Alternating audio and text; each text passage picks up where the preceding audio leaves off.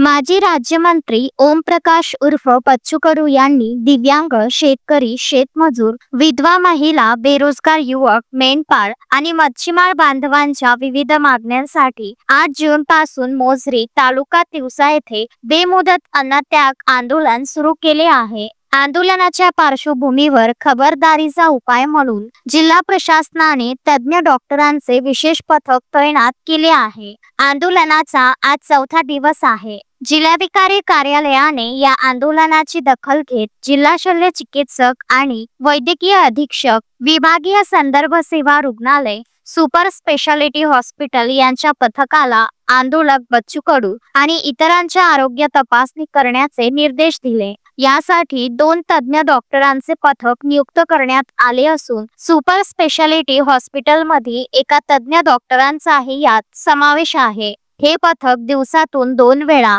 आंदोलकांच्या आरोग्याची तपासणी करेल आणि आवश्यक उपाययोजना करून त्याचा अहवाल दररोज 2 वेळा सादर करेल। ओमप्रकाश उर्फ बच्चू कडू यांनी यापूर्वी 24 मे रोजी आणि 4 जून रोजी निवेदन दिले होते। जिल्हाधिकारी आशिष येरेकर यांनी याबाबत योग्य ती खबरदारी घेण्याचे आदेश दिले आहेत। Vidarbha news bureau, Amravati.